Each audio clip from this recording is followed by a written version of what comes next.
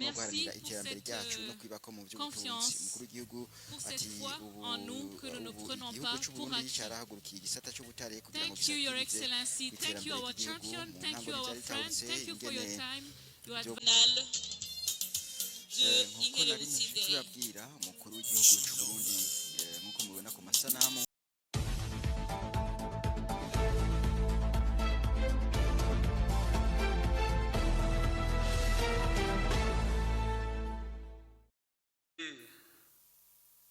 Nous avons le ministre Kibeya, qui est parmi les initiateurs des programmes d'autonomisation économique et création d'emplois pour les jeunes, qui est maintenant ministre.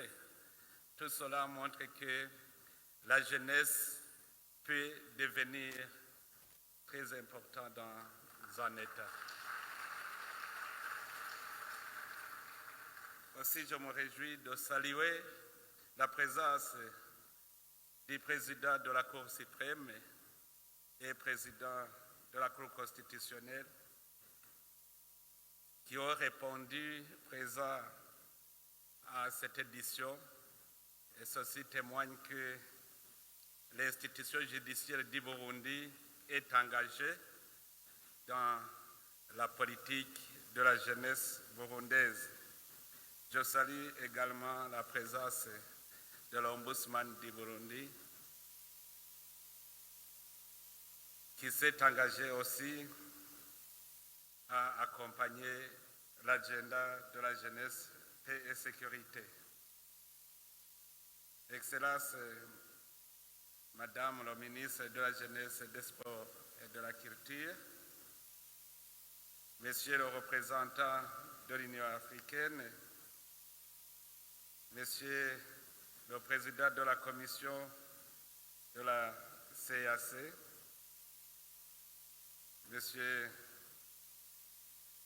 Mesdames, Messieurs les représentants des partis politiques ici présents, je salue votre présence parce que les partis politiques sont la source principale de toutes les politiques du pays et je salue la présence du secrétaire général adjoint du parti au pouvoir qui est venu avec les hauts représentants de ce parti.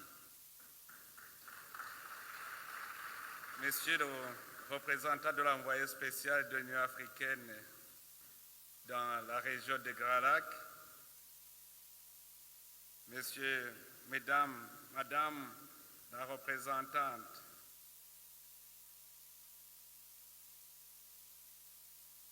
de Seychelles, Monsieur le représentant de la Gambie, Monsieur le représentant du PNUD au Burundi, Mesdames, Messieurs les gouverneurs de province du Burundi, Monsieur le président du Conseil national de la jeunesse du Burundi, Monsieur le coordinateur national du programme d'autonomisation économique et d'emploi des jeunes PAEJ, Mesdames, Messieurs, représentants des jeunes dans les pays membres de l'Union africaine, ici présents, Excellences, Mesdames, Messieurs, les délégués, chers jeunes burundais qui sont présents dans cette séance, tout protocole observé. C'est avec un grand honneur et un plaisir d'ouvrir les travaux de cette 4e session du dialogue continental sur l'agenda jeunesse, paix et sécurité en Afrique. Tout d'abord, je salue chaleureusement l'auguste assemblée et souhaite la bienvenue à tous les officiels et les jeunes venus des différents pays d'Afrique pour participer à cet important événement. Je vous adresse mes vœux de bon séjour parmi nous dans un esprit de fraternité. Je remercie sincèrement vous tous, distingués invités et participants, qui avait bien voulu répondre positivement au présent rendez-vous, malgré les multiples obligations dans vos services respectifs.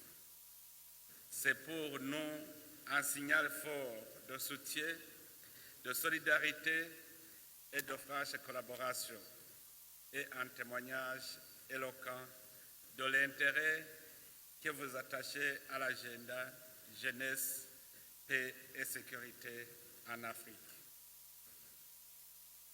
Chers honorables et distingués invités, mesdames, messieurs, l'Afrique est un continent dont la majeure partie de sa population est jeune. Selon les estimations des Nations Unies, les jeunes représentent 70% de la population totale du continent africain. On estime 400 millions le nombre de jeunes âgés entre 15 et 35 ans sur le continent. Il s'agit d'une réalité qui dicte aux décideurs africains une stratégie à adopter, inscrire la jeunesse au cœur des actions en vue de capitaliser cette opportunité. Cependant, malgré leur dynamisme et leur détermination à contribuer au développement des pays respectifs et du continent, certains jeunes sont toujours confrontés à plusieurs défis, dont le principal est le manque d'emploi. Nombreuses économies africaines ne peuvent pas absorber le grand nombre de jeunes entrant sur le marché du travail, ce qui entraîne des frustrations chez les jeunes, les poussant ainsi dans des actes déstabilisant la paix et le développement socio-économique.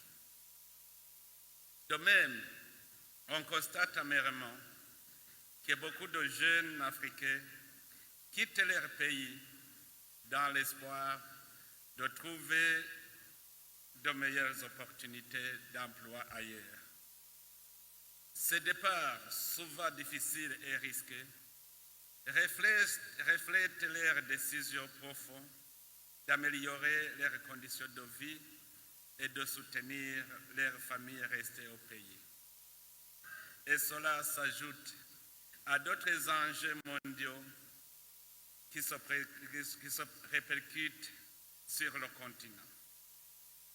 En effet, Excellences, Mesdames, Messieurs, quand nous observons des mutations en cours dans le monde et les réponses que notre continent apporte aux questions de l'ère, il semble que nous ne réalisons pas assez les enjeux du moment. Les pays africains, l'un après l'autre, subissent des troubles internes et les médias nous disent que c'est normal, que le peuple est en colère, que la génération Z exige des changements. Et voilà que des pays traditionnellement paisibles deviennent soudainement agités. Mais en fait de compte, on ne sait plus définir les vraies causes de ces conflits violents. Les uns vous diront que c'est à cause de la pauvreté, alors que celle-ci aussi est causée par des conflits violents. Ce qui fait que la pauvreté soit devenue un prétexte et non une cause du conflit, car le conflit ne résout pas le problème de pauvreté. Par contre, il l'empire. Il faut chercher ailleurs les vraies causes des conflits en Afrique. Ici, je souligne, parce que j'ai eu beaucoup d'occasions de discuter avec beaucoup de personnes avisées. Si vous demandez les causes des conflits en Afrique, beaucoup vous diront que les causes de ces conflits, c'est la pauvreté. Mais quand vous demandez quelle est cette cause de la pauvreté, il faut vous dire encore que c'est à cause des conflits répétitifs en Afrique. Alors, où est-ce que nous allons trouver la solution? Si la pauvreté est source de conflits et que le conflit est source de pauvreté, alors où trouverons-nous la solution? Mais ce qu'on sait, c'est que le conflit conduit à la destruction de nos nations. Il faut chercher des solutions sur la pauvreté. Aujourd'hui, presque toute l'Afrique est confrontée à une guerre géopolitique et idéologique de grande ampleur. Certes, sur la grande partie du continent africain, on n'entend pas de crépitement des armes, mais je dois vous avouer que la guerre d'aujourd'hui est plus subtile et plus complexe que nous le pensons. L'Afrique est l'objet de convoitises multiformes. Mais pour pouvoir mettre la main sur les immenses richesses du continent, les géants de son monde attisent le feu et les conflits. Ils nous mènent une guerre de l'ombre. Ils ne se laissent pas voir, mais ils sont là, cachés, déguisés et ils nous distraient.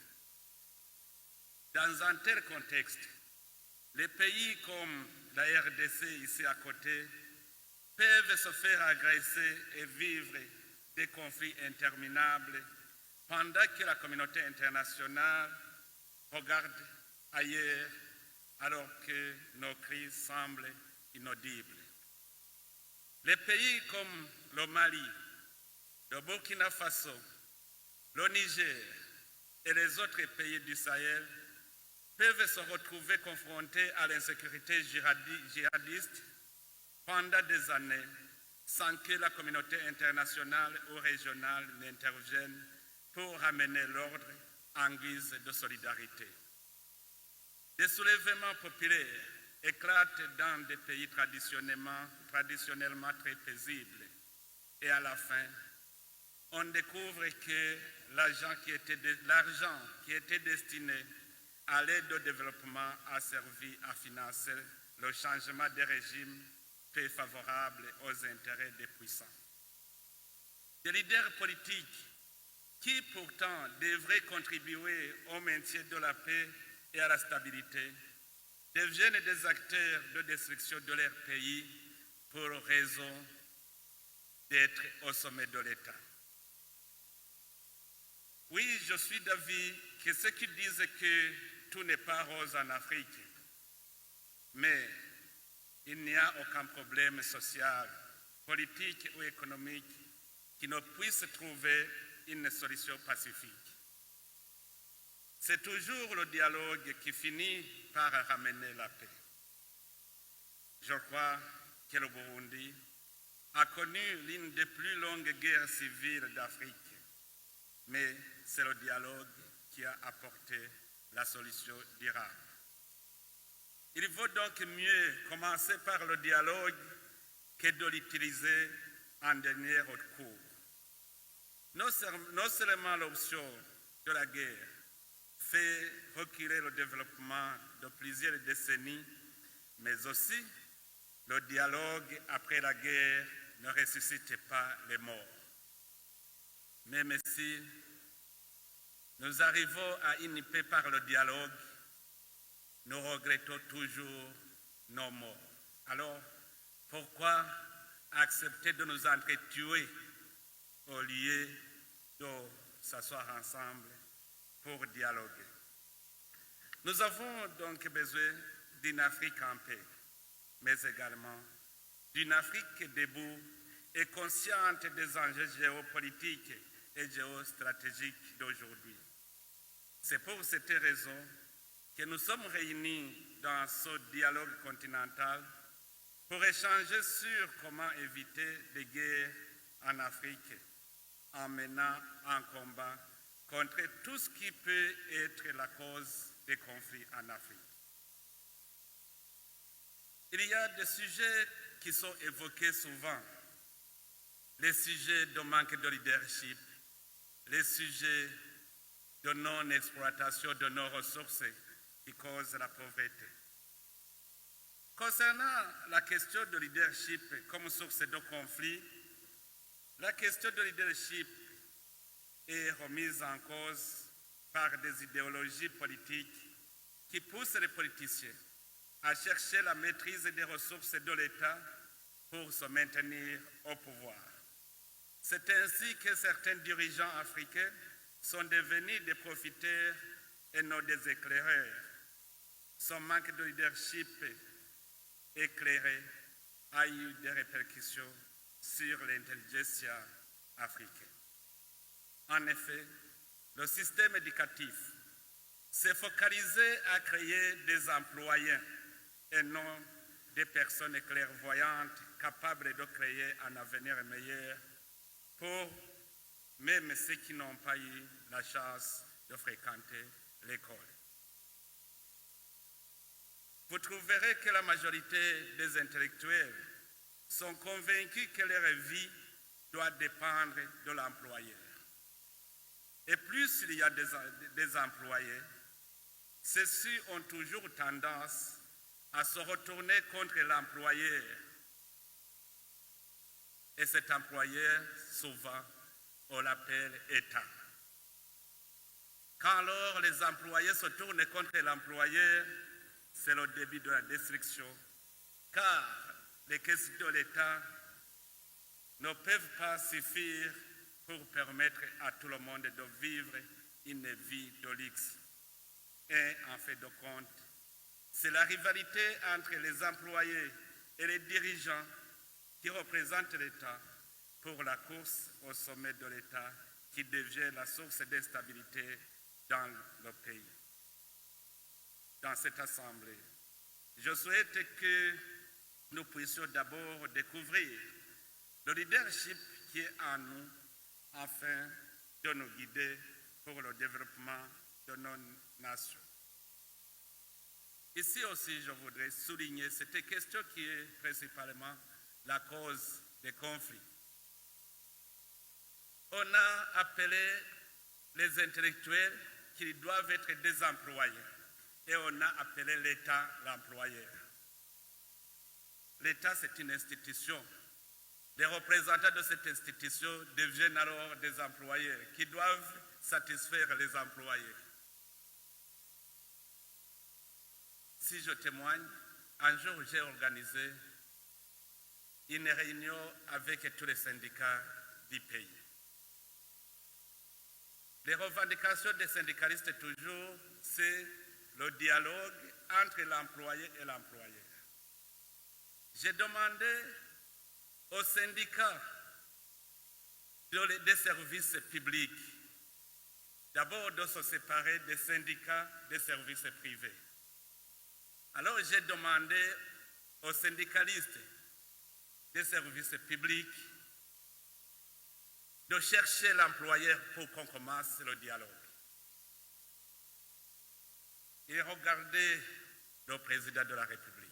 Moi j'ai dit, je suis aussi le fonctionnaire de l'État. Vous êtes fonctionnaire de l'État. Alors ensemble, nous tous, les fonctionnaires de l'État, cherchons l'employeur pour qu'on commence le dialogue. Où est-ce que nous allons trouver l'employeur? Les fonctionnaires, les intellectuels, oublient que ce sont eux qui représentent l'État dans les services qu'ils occupent. Si vous êtes enseignant dans cette classe, vous représentez l'État dans la mise en œuvre de la politique de l'éducation. Alors vous allez chercher où l'autre enseignant qui va dialoguer avec vous. La meilleure source de conflit, c'est que nous les intellectuels, on nous a fait oublier que nous sommes des serviteurs. Et on pense qu'il y a toujours une société qu'on appelle l'État qui a un directeur général qui va dialoguer avec nous. C'est nous-mêmes qui doivent dialoguer avec nous. Et quand il commence à chercher l'employeur, il cherche celui qui est à la tête d'un service ou de l'État. Et lui, tout le monde se ressemble. Ils deviennent des concurrents et ils disent ôte-toi de là pour que je m'y mette. Il n'y a pas de solution. Si vous dites ôte-toi de là pour que je m'y mette, si vous allez là-bas, qu'est-ce que vous allez faire? Vous allez entamer ce dialogue. Même cette maladie se trouve chez les politiciens, les chefs des partis politiques. Ils vous diront, si vous me lisez, je vais vous faire ceci, ceci, ceci. Je vais construire des routes, des écoles. Demandez-lui, où est-ce que vous allez trouver de l'argent? Parce que l'argent vient du travail des citoyens. Alors, si vous me dites, je vais construire une route, où est-ce que vous allez trouver de l'argent? Si vous ne me montrez pas où je vais trouver l'argent pour contribuer à l'État, comment vous allez trouver de l'argent? Montrez-moi alors la vision que vous avez. Qu'est-ce que nous allons faire? Voilà la cause du conflit, c'est parce que nous sommes devenus employeurs, nous ne sommes pas des travailleurs. Alors il faut changer, c'est le moment. C'est pour cela que j'invite la jeunesse de commencer à être des leaders. Un bon leader, c'est celui qui doit avoir une vision de l'avenir. Comment nous allons vivre l'avenir? Moi, je souligne que la meilleure solution, c'est de découvrir en nous le leadership qui se cache en nous. Vous pouvez me demander pourquoi j'évoque ce sujet ici à ce moment. Pour moi, je considère que la vie future de notre jeunesse, le futur de nos nations se forgera à partir de la découverte du leadership qui est en nous depuis notre conception. En effet, ici, je parle surtout à la jeunesse parce que nous, les adultes, nous avons été contaminés. Il faut que vous, la jeunesse, vous compreniez réellement. Si nous lisons dans les Saintes Écritures, l'homme a été créé pour dominer la terre et tout ce qui s'y trouve. Notre leadership naturel est né de la volonté de Dieu quand il décida de créer l'homme. Ainsi, Dieu a dit, faisons l'homme à notre image, selon notre ressemblance, et qu'il domine sur les poissons de la mer, sur les oiseaux du ciel, sur les bétails, sur toute la terre et sur tous les reptiles qui rampent sur la terre. C'est Genèse 1, verset 26. Notre leadership naît de là. Ici, tout le monde est leader. Il reste à faire renaître ce leadership pour pouvoir l'utiliser dans la création de notre futur. L'origine du conflit vient quand l'homme cherche à dominer l'homme pour le contrôler les ressources communes. C'est là l'origine. L'homme commence à dominer l'homme, alors qu'à la création, ce n'était pas prévu que l'homme domine l'homme.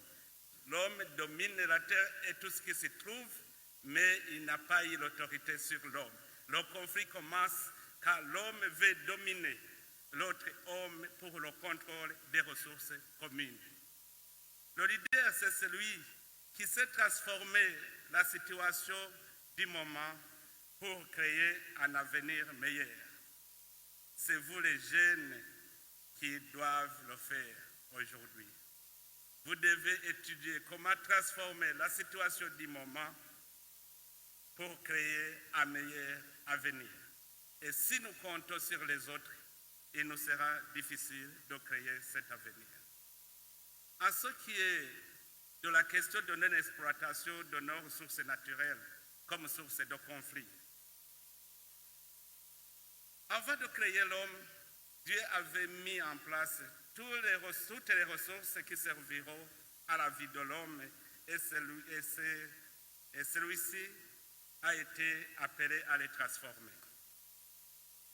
Dans la Bible, nous lisons dans Genèse 2, verset 26, que lorsque l'Éternel Dieu fit la terre et des cieux.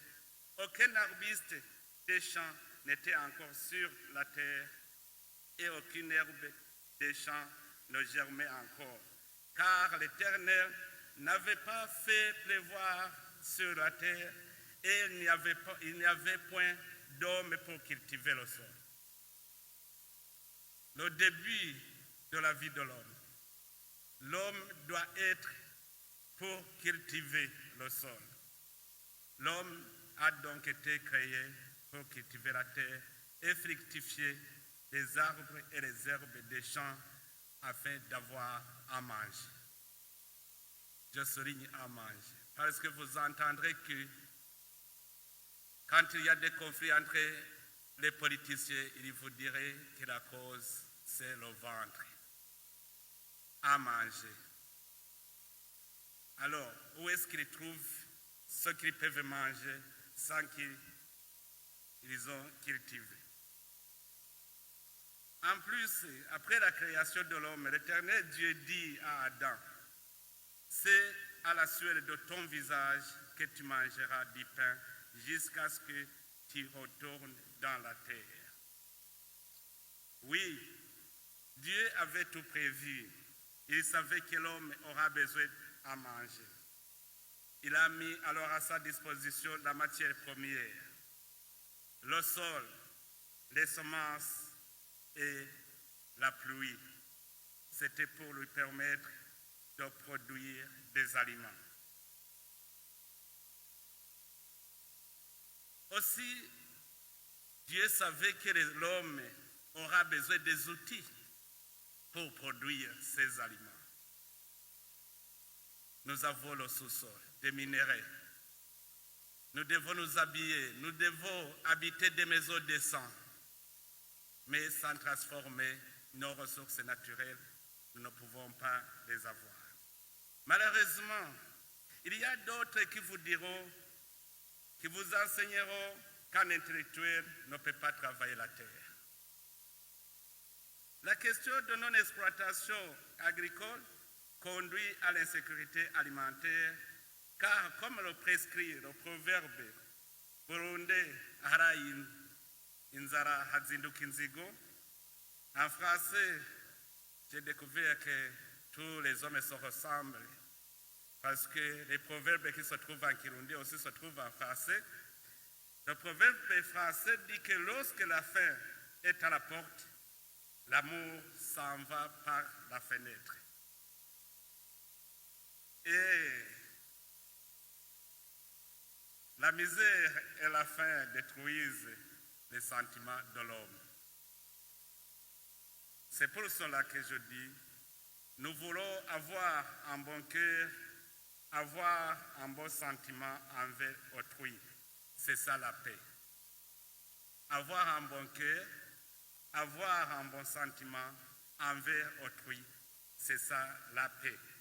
Or, lorsque la faim est à la porte, l'amour s'en va par la fenêtre. Nous devons créer notre indépendance financière en générant des revenus afin de créer ce bon sentiment. Malheureusement, devant notre misère, on cherche à qui jeter le tort. Quand on est misérable, on cherche toujours c'est à cause de qui. Et souvent, c'est l'autorité de l'État qui est accusée. Est-ce que le président de la République peut aller cultiver dans ta propriété? Il le pourra.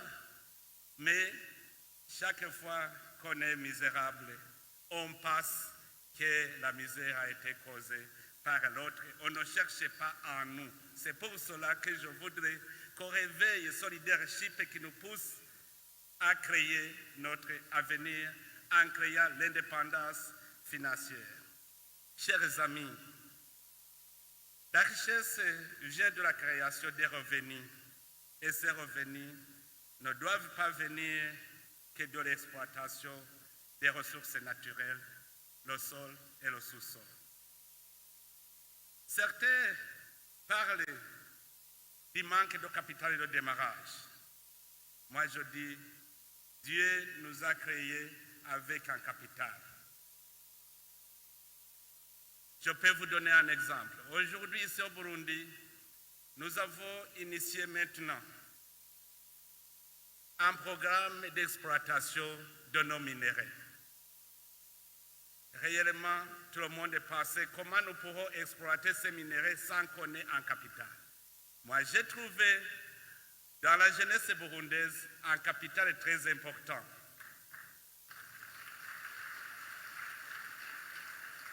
J'ai dit, maintenant nous avons un champ qui est mûr pour être récolté. Nous avons besoin de travailler pour récolter ce champ. J'ai mobilisé toute la jeunesse burundaise et aujourd'hui, on a commencé à vendre nos minéraux grâce à la force de nos jeunes. Demain, on aura ce capital pour pouvoir acheter les machines afin de transformer. Nous avons maintenant des ingénieurs.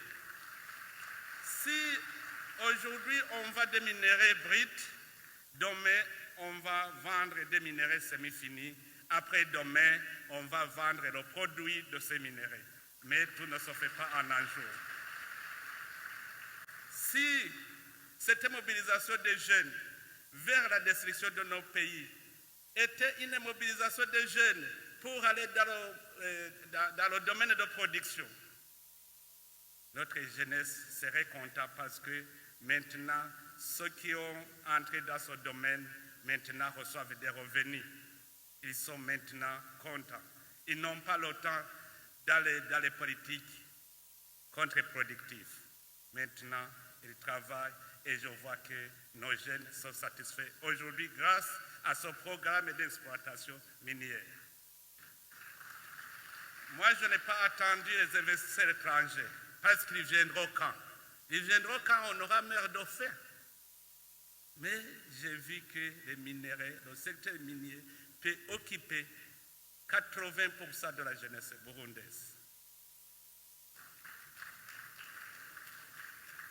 Et aussi, il faut noter que la base a été que nous avons maintenant des ingénieurs géologues, des ingénieurs miniers qui ont fait des explorations, qui ont fait des recherches.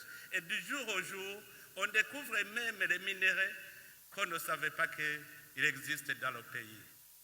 Et ce sont ces ingénieurs maintenant qui sont devenus des commandants des autres jeunes qui n'ont pas eu la chance de fréquenter l'école. Et je pense qu'avec tout cela, nous allons réussir. Alors, Excellences, Mesdames, Messieurs, de tout ce que je viens de dire, vous comprenez pourquoi nous avons choisi ce thème pour la 4e édition du dialogue continental sur l'agenda jeunesse, paix et sécurité en Afrique. Au-delà des discours, l'autonomisation et l'engagement des jeunes dans le développement durable, les systèmes agroalimentaires et les chaînes de valeur minières un moteur essentiel de l'agenda continental jeunesse, paix et sécurité.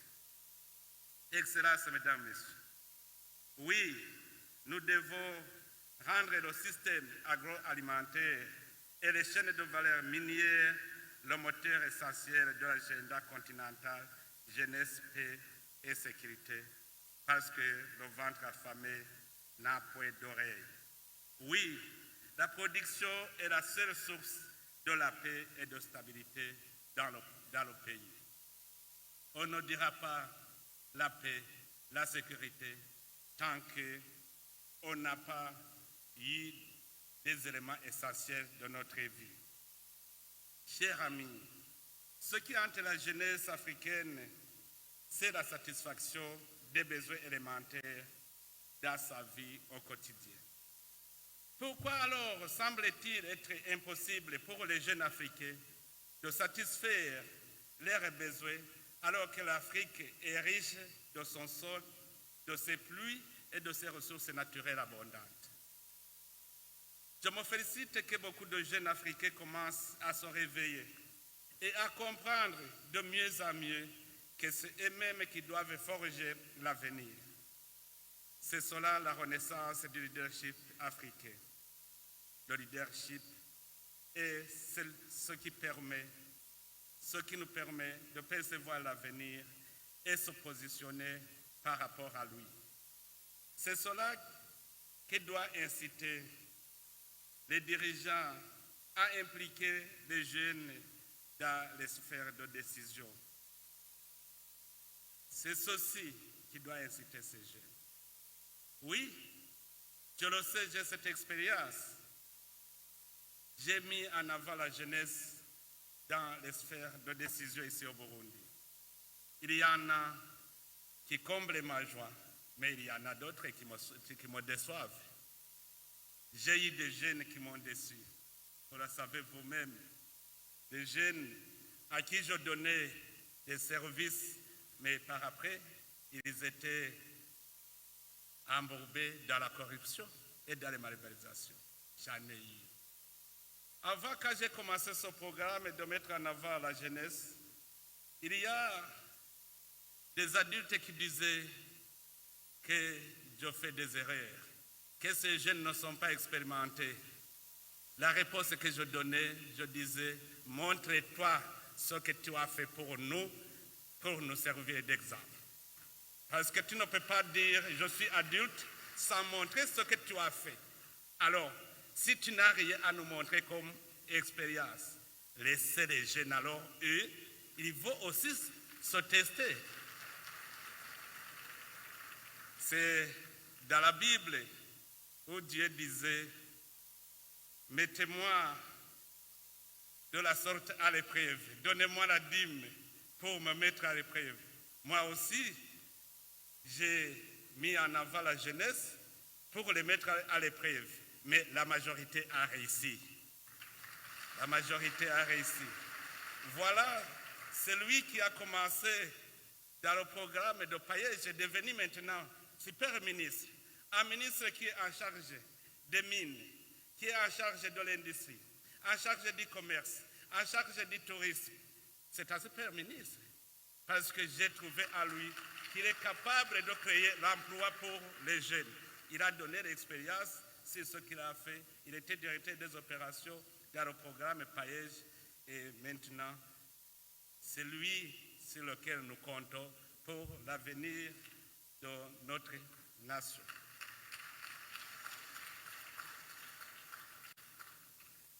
En effet, Excellences, Mesdames, Messieurs, ici je m'adresse aux adultes pour leur faire comprendre la situation dans laquelle nous sommes passés. Nous avons évolué dans une société piégée qui nous enseigne à vivre le régime de la dépendance. On étudiait. On nous disait que si vous étudiez, vous serez employé au lieu de produire. On vous disait que l'État a été qualifié l'employeur qu'il va vous donner du travail.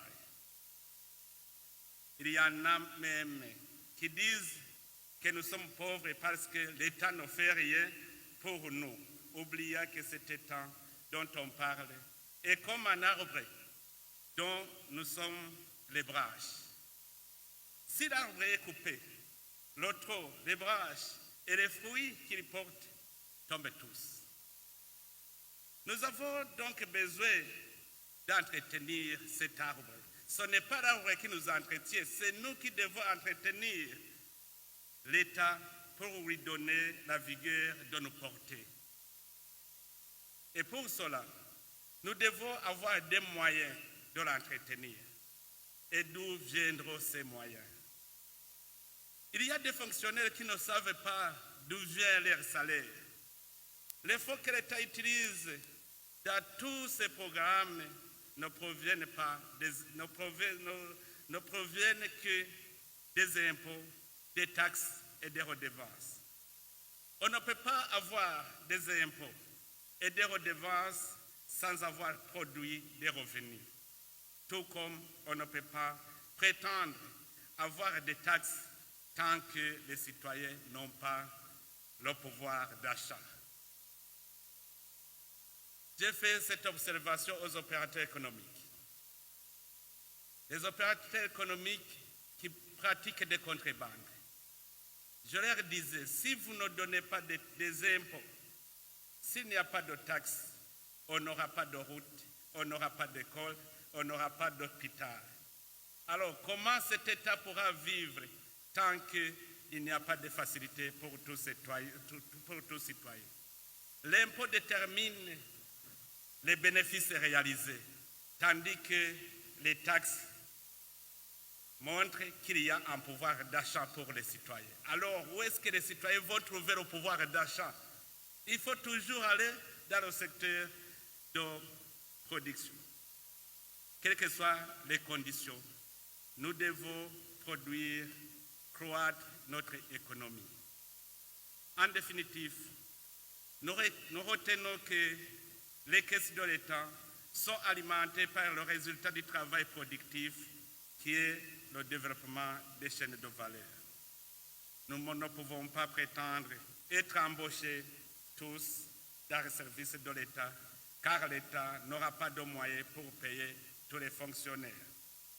Je sais qu'il est difficile d'avaler cette vérité qui nous oblige à peiner pour avoir la survie, parce qu'il y a d'autres qui nous ont enseigné qu'il suffit d'étudier et de recevoir un diplôme pour devenir riche, sans nous montrer le vrai chemin du succès dans la vie, qui n'est autre que le dur labeur.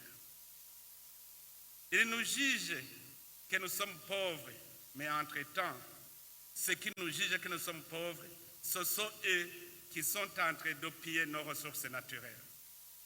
Avec nos ressources, ils créent des richesses qui servent d'appât pour attirer les jeunes à quitter leur pays, pensant que la vie meilleure se trouve dans ce pays.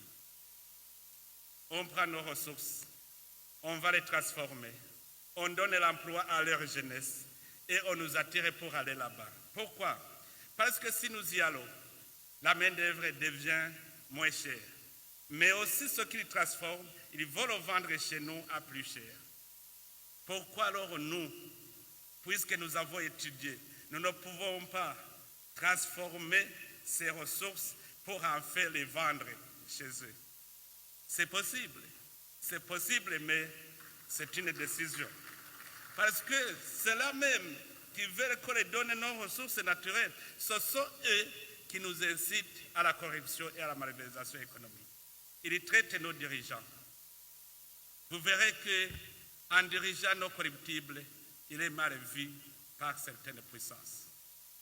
Vous verrez que les pays qui ont démontré leur capacité de se développer, ce sont les pays qui ont été cibles de destruction. La Somalie était la grande puissance en Afrique. La Libye était une grande puissance en Afrique. Mais vous avez vu comment ces pays ont été détruits jusqu'à ce qu'on ne se rappelle plus là où étaient les villas et les buildings. J'ai été en Somalie, j'ai vu ce qui s'est passé là-bas. C'est une expérience que j'ai.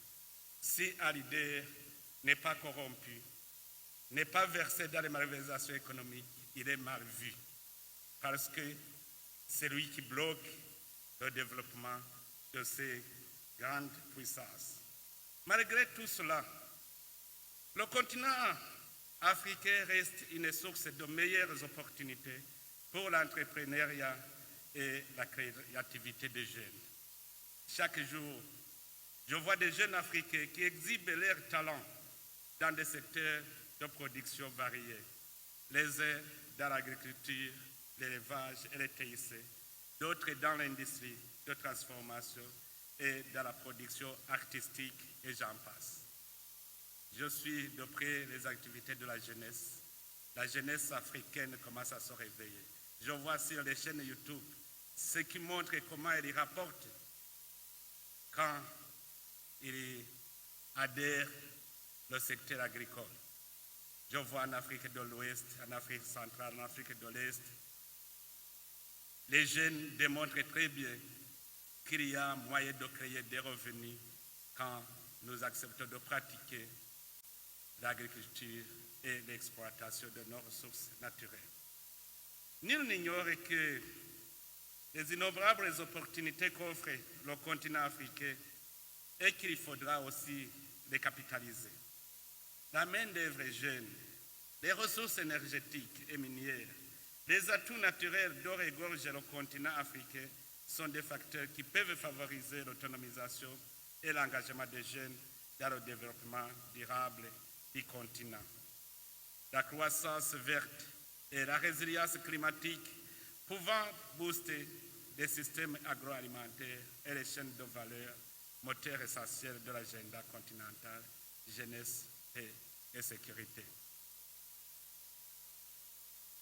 Avant de clore ce chapitre d'exploitation minière, je voudrais aussi vous faire un petit témoignage que j'ai trouvé ici sur terrain.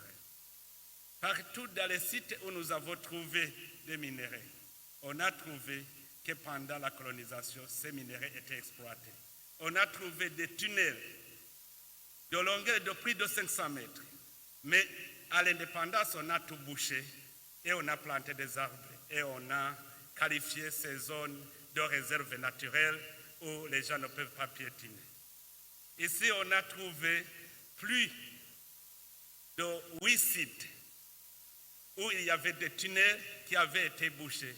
Mais malheureusement, on continue de nous donner des aides, alors qu'il fallait au moins nous dire que nous avons une richesse qui se cache sur notre terrain. C'est un témoignage que j'ai trouvé. J'ai circulé dans tout le pays pour explorer, voir réellement si le Burundi, le sous-sol burundais est pauvre. Ici, dans notre pays, ce qu'on étudie à l'école, on nous disait que le sous-sol burundais est extrêmement pauvre. Que ce qui se trouvait seulement, c'était la tourbe. Un minerai qui ne valait rien. Mais aujourd'hui, ça a la valeur. Ça a la valeur. Alors, imaginez-vous, j'ai trouvé plus de 119 sites d'or. J'ai trouvé que partout, c'est le coltan, c'est cassitérite, c'est wolframite. J'ai trouvé que partout, les roches que nous avons sont des pierres précieuses. Tout cela a été découvert aujourd'hui par la jeunesse, les jeunes ingénieurs, géologues et miniers. Je les remercie parce que ce sont eux qui m'ont fait découvrir la réalité burundaise, la richesse qui regorge le Burundi. Je remercie la jeunesse burundaise. Je pense que maintenant, à l'heure où nous sommes, personne ne viendra pour nous tromper.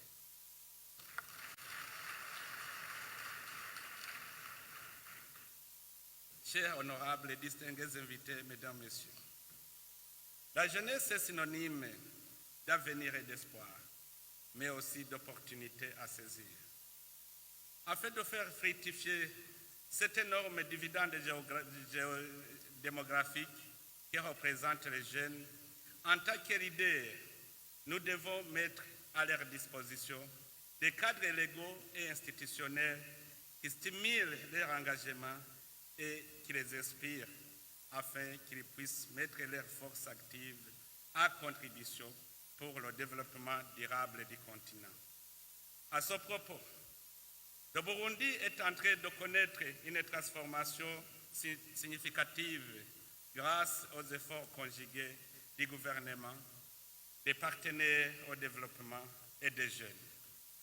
Nous avons certes eu l'occasion de parler des initiatives burundaises dans ces dernières années en matière d'autonomisation des jeunes et de lutte contre le chômage, au sommet desquels se trouvent la Banque d'investissement pour les jeunes, la Banque d'investissement et de développement pour les femmes, le Centre de formation polytechnique et de reconversion professionnelle de Russie et le Programme d'autonomisation économique et d'emploi des jeunes. On l'a dit souvent, aujourd'hui on a commencé à récolter des fruits. Au Centre de formation polytechnique et de reconversion professionnelle de Russie, nous venons d'avoir des témoignages des jeunes qui ont été formés. Je remercie l'Union africaine à travers la BAD qui ont financé l'équipement pour ce centre. J'ai vu un jeune qui avait le baccalauréat en langue française. Est-ce que si vous avez le bac en langue française, qu'est-ce que vous pouvez faire dans la production?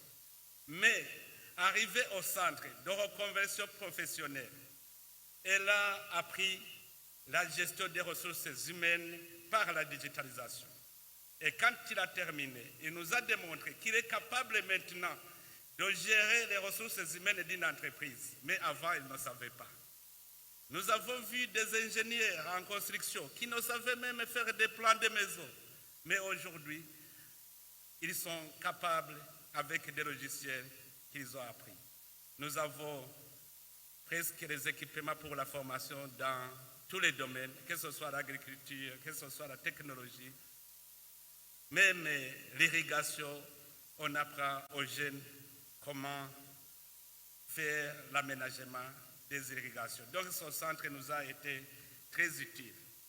Pour le paillage et la banque de développement pour les jeunes, on a eu depuis 2021 des chiffres qui nous indiquent que 44 929 jeunes ont été directement formés. 4 558 projets ont été financés par le programme. 4 558 projets ont été financés par le programme. 4 514 stages ont été offerts aux jeunes. 13 576 000 jeunes ont été sensibilisés. 609 stagiaires embauchés. 16 846 emplois permanents ont été créés.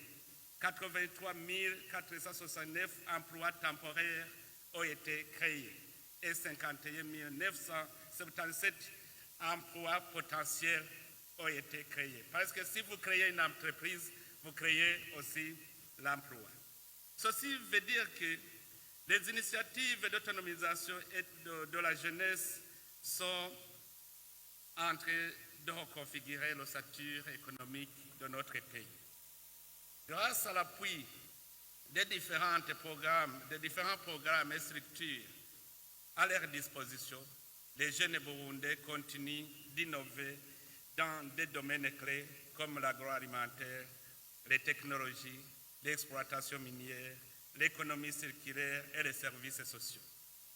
Nous sommes plus que satisfaits et très heureux de noter que les jeunes burundais manifestent une grande disponibilité à s'impliquer et à participer aux actions de développement et surtout à prendre des responsabilités dans l'élaboration, la mise en œuvre et le suivi des projets et programmes qui déterminent véritablement leur avenir et celui de la nation burundaise à travers des structures mises sur pied par le gouvernement.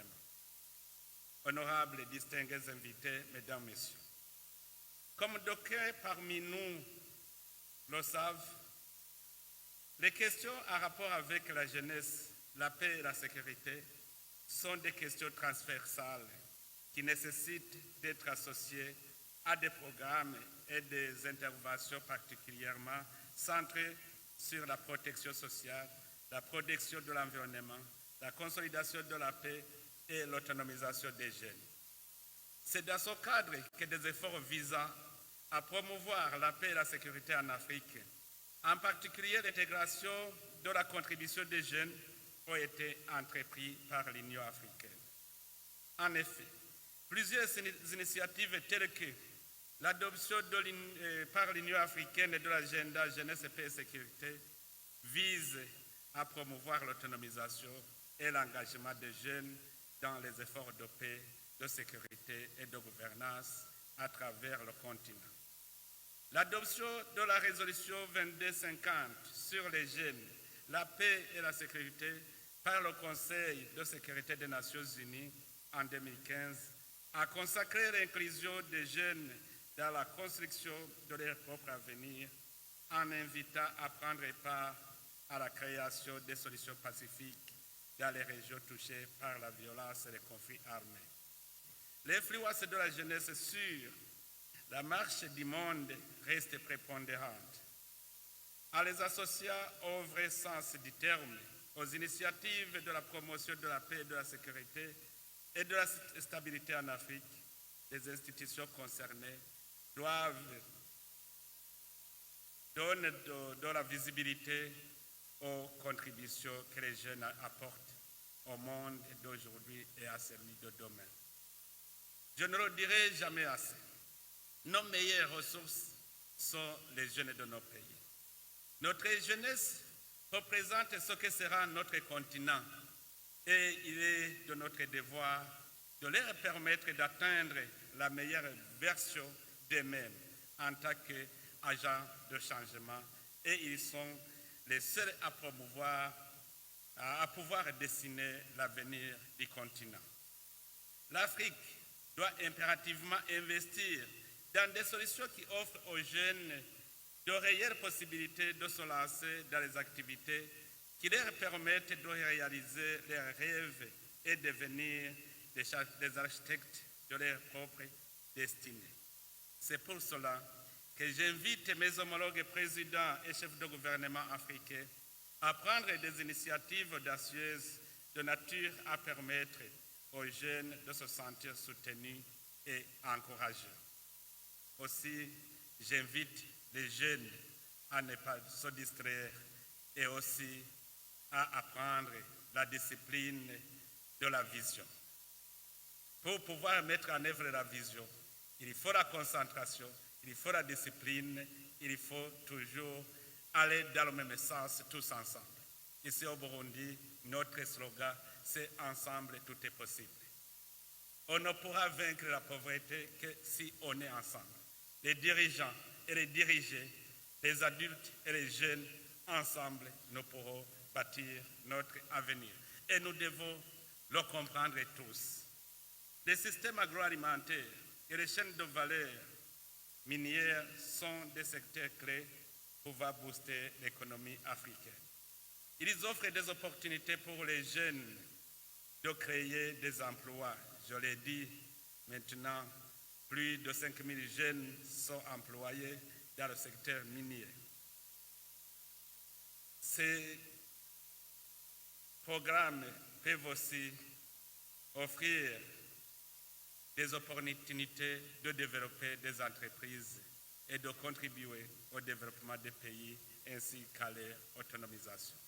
Cependant, ces secteurs sont également confrontés à des défis importants tels que la dégradation de l'environnement, la course des grandes puissances qui veulent exploiter les minéraux et les exporter à l'état brut. Honorables et distingués invités, mesdames, messieurs, en concluant, je voudrais réitérer notre vœu le plus cher, que ces assises restent une meilleure opportunité d'échange, d'ouverture et de prise de conscience des enjeux du moment. Ici, dans ces assises, vous aurez l'occasion de discuter et d'échanger l'expérience. Mais d'ores et déjà, il faut nous-mêmes nous focaliser sur la question de paix et de stabilité. Si nous n'acceptons pas de se faire violence pour résister à cette pauvreté et commencer à travailler, toujours on sera dans le cercle vicieux de destruction et le développement ne sera pas possible dans nos États.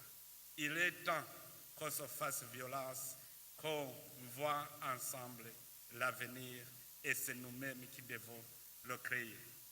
En ma qualité de champion de l'agenda jeunesse, paix et sécurité de l'Union africaine, je désire profondément que ces échanges contribuent à la réalisation de notre aspiration d'intégrer les jeunes dans la construction de la paix, de la sécurité en Afrique et voir les jeunes africains prendre en main leur développement économique par la création d'entreprises et la valorisation des produits africains et de prendre leur destin en main pour devenir des architectes de l'avenir.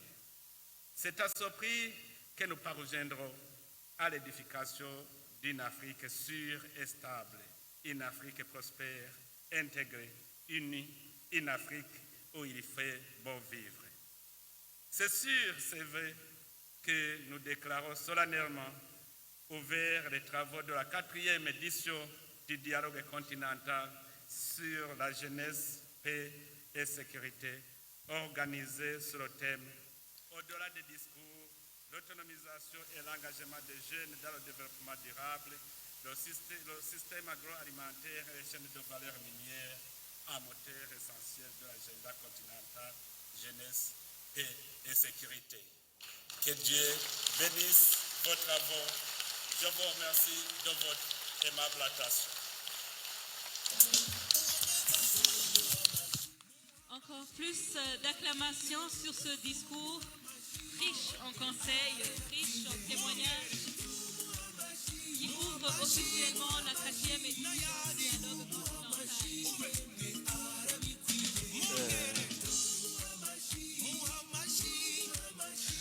bakunze bimbonesha kure y'igihugu akaba yari umukuru w'igihugu cy'u Burundi Evariste Ndayishimiye ariko ashikiriza ijambo ry'umunsi ryo kugura ino huriro ku nshuro igira kane ry'urwaruka amahoro n'umutekano ku mugabane wa Afurika. Yavuze ati fatiye akarorero kuri ambasaderi Ezekiel Nibigira yahoze arongoye umuhari w'urwaruka mu mugambo CNDD izombonera kure bakaba barongoye mu gwishyirahamwe CAC ambasaderi Wirinyamitwe n'abandi ngo biraboneka ko urwaruka yorushigikiye rushobora kuba indongozi zikomeye mu gihugu no mu karere. Ati rero Afurika ni umugabane ugizwe ahanini n'urwaruka ku bice birenga 90% kuko amaraporo y'ishyirahamwe mpuzamakungu ONU yerekana ko hari miliyoni zirenga 400 y'urwaruka rufise hagati y'imyaka 15 na 45 ku mugabane wa Afurika. Ikibabaje nuko urwaruka rudahabwa ikibanza gikwiriye mu bihugu byabo, ibyo bigatuma baja kurondera ivyabo ivyo bakora mu bindi bihugu. Afurika rero ngo irahanzwe kandi n'injyane ikizitera kikaba kitaramenyekana. Bamwe bati intambara zoba ziterwa n'ubukene, ariko abahingana bakavuga bati ubukene bwo babuterwa n'intambara. Ati ibihugu nka Congo, Mali, Burkina Faso n'ibindi byama mu ndamara n'itembagazo ry'ubutegetsi amakungu arorera, bigatuma amafaranga yakoresheje mu iterambere aca akoreshwa mu ntambara bigatuma ubukene bwiganza. Ati ariko rero twamenya ko amahoro yamava mu biganiro. Umukuru w'igihugu akibutsa ko Uburundi bwaciye mu njyane umwanya utari muto kandi ko amahoro yagiye kuboneka ari uko habaye ibiganiro.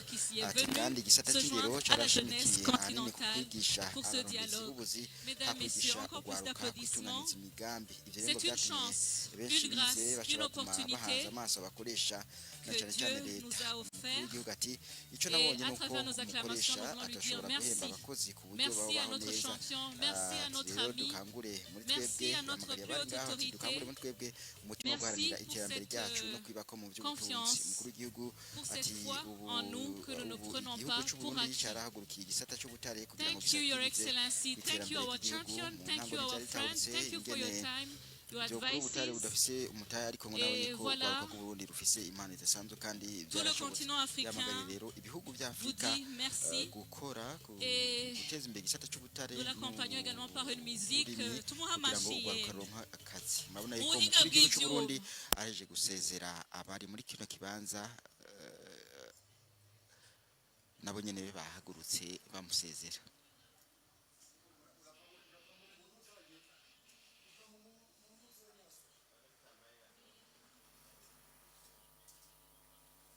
On continue de lui donner les acclamations qui lui sont dues. Et en même temps, nous allons, cette pause permettra à nos autres autorités aussi qui sont ici de pouvoir continuer leur agenda pour donner place à la jeunesse qui va débattre, qui va échanger. La première session sera sur l'agenda jeunesse, paix et sécurité, les programmes d'autonomisation économique des jeunes. Après, il y aura le deuxième panel de l'agenda jeunesse, paix et sécurité qui va s'accentuer sur l'état des lieux et défis au niveau continental, régional et national. Nous rappellerons que ces deux panels vont s'étendre sur 2 jours avant le 3e jour consacré à la finale de Ingelebutside.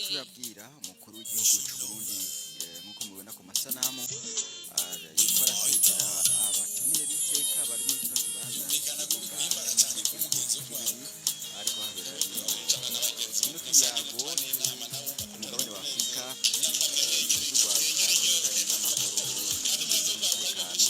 Ariko twamenyesha yuko ibikorwa bitarangiriye ngaha, ihuriro rirabandanya, ikiyago kirabandanya, kanya hakurikira